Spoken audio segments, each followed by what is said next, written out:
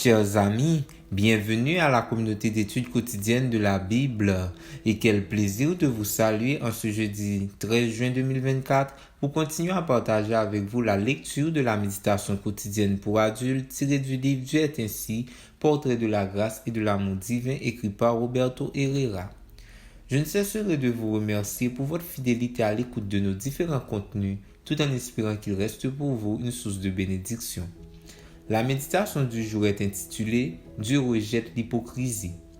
Évitez de faire vos bonnes actions devant les gens de telle façon qu'ils vous remarquent.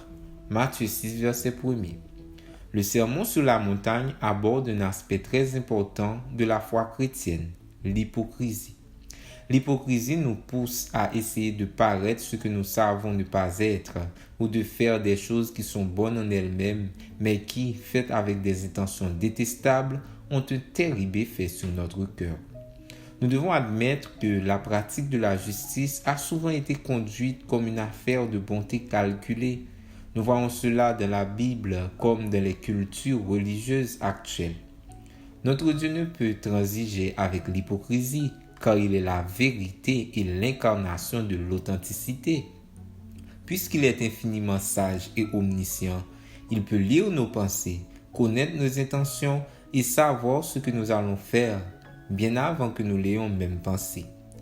La seule façon de nous approcher de lui est de le faire tel que nous sommes et, une fois en relation étroite avec lui, il nous encourage à pratiquer la justice, même si elle implique parfois de faire l'objet des persécutions, d'injures, de calomnies et de mensonges.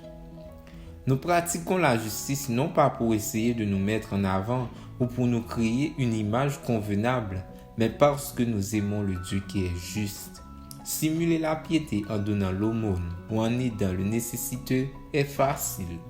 Jésus lui-même a dit que même les religieux qui réalisaient ces actes hypocrites pouvaient parvenir à s'attirer les éloges et les remerciements publics, parfois suggérés par eux-mêmes.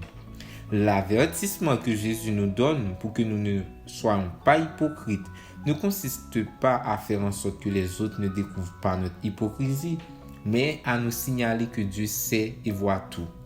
Aussi, ne nous donnera-t-il pas la récompense qu'il réserve aux justes parce qu'il sait qu'en réalité nous ne sommes pas justes, mais faisons seulement semblant de l'être.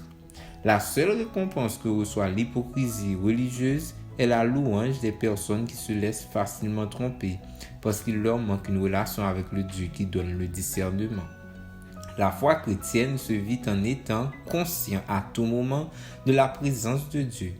L'hypocrisie n'a donc pas de place dans ce que nous faisons ou disons. Dieu ne veut pas que nous exhibions notre bonté, mais que nous nous cachions discrètement derrière lui. Cette discrétion peut passer inaperçue aux yeux de ceux qui ne savent pas comprendre ce qu'ils ont devant eux, mais Dieu, ton Père, qui voit ce que tu fais en secret, te récompensera. Matthieu 6, verset 4. Avec l'aide de Dieu, bannissez l'hypocrisie de votre vie. Merci d'avoir suivi cette méditation. Nous vous souhaitons de passer une très bonne journée. Au revoir.